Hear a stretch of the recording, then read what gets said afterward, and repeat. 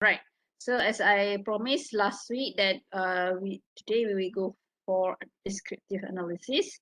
I think you're all quite familiar with descriptive analysis when you do a lot of analysis before this. Okay. However, it's okay. It's, so what's the purpose for descriptive analysis? Okay. Descriptive. Some people call as a demographical analysis, right? So actually, in other way, kita want to know how we want to conduct. Okay, of course lah. At least ni the basic one for quantitative data analysis, and then the importance of how you want to preparing your data and how you want to describe, okay, or descriptive statistic which enable you to enhance your understanding to interpret your data itself. Okay, so normally they have 5 steps. Okay, so this is a normal one. So maybe the first step, okay, you as a quick glance and not really too details, the framework, whatever. Okay, maybe you are having hypothesis, right? At least you have having hypothesis is a considered as a concept, the relationship that you want to see. Then you preparing the data. So now you are for assignment 2, I think you have that. You have go through that. Okay. Then you have determine. This one is really crucial. Okay, either your research to having descriptive or hypothesis or kedua-duanya sekali, and then towards the inferentials. Then you conduct your analysis as well as you evaluate or interpret your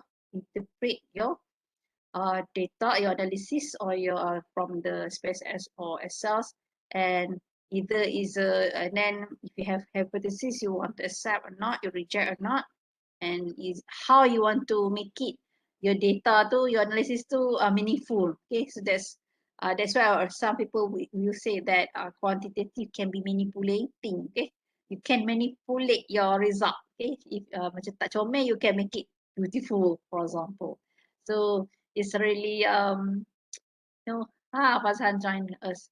All right, jadi this however this also in order to manipulate or evaluate or interpret, you need to some understanding in your when you are analysis your data. Okay, sometimes the data is the data. Sometimes you have to screening, you have to make sure all the data is valid and so on. So it's require your experience or your understand on the data itself. Okay, let's say that's why descriptive also quite significant because descriptive analysis also can driven for your inferential data as well. Okay, so when we talk about data preparation, so you have to editing. So maksud di sini you have to check your completeness and consistency. Okay, if not you have to double check back with your respondent. Okay, ini yang what we call the data preparation. Missing data. Okay, sometimes they have some problem. Okay, so sometimes the respondent isi tak habis whatever. Okay, so either you want to include or not that respondent. Kalau banyak, okay lah, you can delete out if you have not enough respondents. So you have to make how you want to handle that. Okay, and then you have to assign the numbers to particular respondent. Okay, and then sometimes human errors always occur. Okay, so you have to always checking your when you want to transform your data from survey from your instrument from your from to your either expresses or cell and so on. So this one you always have to be checking and what we call, because we as a human sometimes we tends to do the error. Okay, so then the star transformation. Okay, ini yang I masukkan. It's the process of changing how you want to from the original one to make it the new, how to want to manipulating whatever, okay, towards to the what the analysis that you want to do. Okay, so data transformation is about data conversion, of course lah, data transformation for transformers. Okay, so how you want to change the original. So that's why the nominal ordinals is very crucial actually. All right.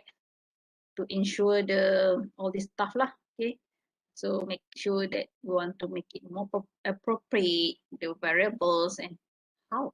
Okay, how if we have collapse. Okay, let's say you want to do the index number. That's why kalau in the Shamsharitas book they have some chapters, one chapter about indexing.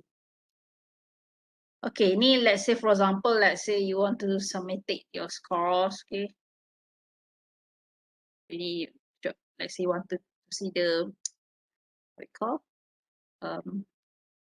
let's say this is like for very basic one, like for let's say you combine like a scale to submitted rating. Okay, so the central descriptive analysis can be done. For example, most of you are doing this one, right? 5-point scale. So adakah you just want to stop at the summative one, okay, summative score, or you have to supposedly that you have a further analysis. All right, supposedly you should have lah. Okay, sayang you have very rich data, but you just stop there. It's quite okay, this one like index number, they about index number is about some credit lah. Okay, you want to list the indication about the relates to this number. Okay, the calculating rank order is all this about descriptive analysis. Okay, so calculating rank order when you are dealing with ordinary data. You want to see the preference. Okay, so you can see, you can do this one. Then okay, graphical approach. Kalau if you aware that graphical maknanya it can be normally graphical approach ni is about descriptive lah. It can be qualitative based on qualitative-nya, mana you showing through by bar apa chart bar chart. Okay, this one you just see the frequency, right? So the say, or kalau quantitative akan ada stem and leaf, Pareto apa garis kan, chart garis, line graph and so on. So actually descriptive analysis ni dia lebih kita nak lihat to easy understand. Okay, nowadays all people talk about dashboard. Okay, about dashboard is about descriptive analysis. So you can see that sales performance, what else ataupun nak tengok changes punya berat kan, month by month ataupun academic performance semester by semester. Okay, so they have, so in descriptive, so in our research, yes, we do have this. When you collect data through your survey, then you organizing, displaying, summarize to generate your descriptive analysis.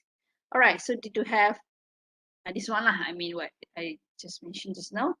So the measurement will determine your descriptive analysis. So let's say you banyak soalan item melibatkan nominal or ordinal, so you can having descriptive table, graphical view. This one, the bar chart is based on from nominal, ordinal,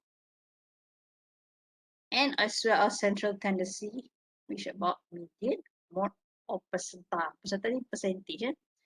Then if you have your measurement on interval ratio, you can have descriptives on either you still boleh buat frequency table. However, your graphical view lebih kepada line graph, stem leaf, or histogram. And the central tendency ni yang pada kita tengok ada kecenderungan data itu.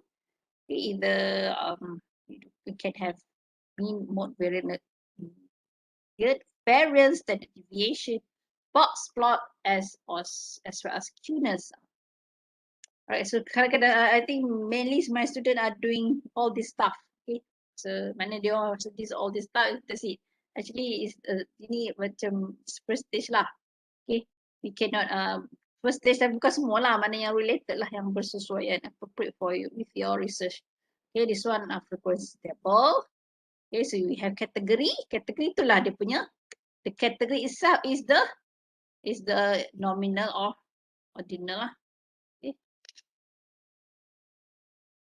So the frequency. Okay, so you have to count every category tu. First tabulation apa? First tabulation normally we grouping out. Okay. For example, let's say they ada 2 or more sets of variables. Okay. Okay. What do contingency? Contingency is you tengok the table you oh this one. Okay, let's say factor A, factor B. Okay, we will have the cross tabulate like this. Okay. Pie chart, I think pie chart ni pun actually from nominal ordinal. Okay, so you have to count the decrease there and the percentage. But if you using Excel, the Excel can may do it for you. Line graph. Okay, semua ni adalah ini semua adalah kualitatif. Sama mana kualitatif dia punya kategori tu. Okay. The numerical tu numerical frequency. Okay, so this one dia punya, I mean dia punya all, let's say normally like the year, the month right here, right? Okay, this one simple bar chart. Okay, simple bar chart is the category itself is the this one, the type of vehicles, right? The component they have dalam setiap let's say tahun tu dia pula dia punya sub type of the activities. Okay. This one I think is quite I think I'm not really agree with this one. But for starting point, okay, then you can have it in the differential block after that. Macam, selalu student tends to do this all in every item. So that they will have a lot, the huge of this. But I think this one's not every item can have it uh this descriptive. Okay, maybe can convert to measures of dispersion. Okay, for this measures of dispersion, we can do have yes, we have measure of central tendency and measure of dispersion. But for nominal, we don't have any measure dispersion. Kalau ordinal, yes, we do have percentile. The work or ratio, we do have standard deviation. Okay, ini as I said in the begins, is for today, dia lebih more on refreshing that you already learn a lot. Mungkin ini lebih pada pencerahan lah. Okay. Okay, so dalam in the measure of dispersion, we actually dia banyak. They have range, Julat, variance, or standard deviation, or skewness, or kurtosis. What is that? Kurta. There's some data we do have outliers. So let's say how you can detect the outliers. So outliers, I believe that you are knowing about that. So sufficiently different. They quite kalau dalam kita pun dalam scattered tak scattered tu dia far away from the other data, right? So adakah dia is it represent or not? Okay, let's say so sometimes outlier ni selalunya macam sometimes some situations some research dia having the significant. Okay, some research dia delete. Okay, that's why when you delete with the outliers, either you want to identify, you want to describe, you want to investigate it out, or you want to delete or you retrain. Okay, some researcher depends on the research, the this is the problem of the research solve. Okay, for example here the outliers here. Okay, so let's say wow, you from textbook I think. Okay, so let's say here number of household. Okay, you see here the one, all right, 44,000. Okay, this one when you remove Bill Gates, dia dah jadi 6,000, 6 juta, sorry. Okay, 44 millions, 6,000. You remove top 3 this one lah, tinggal lah 224,000. Okay, so dia ada impact dia lah. Okay, some data they got impact. Okay, so sometimes outlier cannot be delete begitu saja. You kena make sure juga dia ada memberi kesan or not. Alright.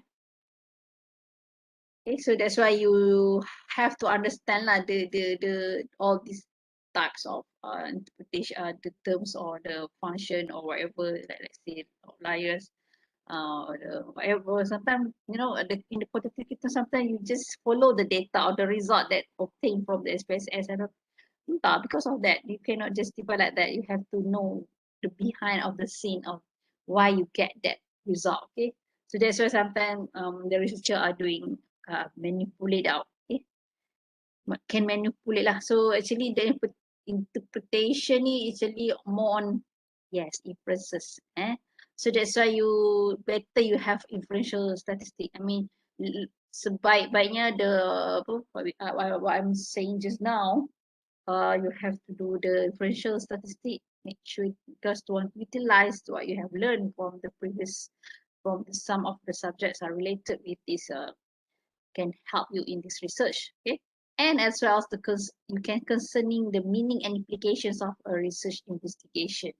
Okay, it is all this computer program that have available, but I think maybe for you, maybe some of you are have this spaces in your laptop, or you can also using Excel.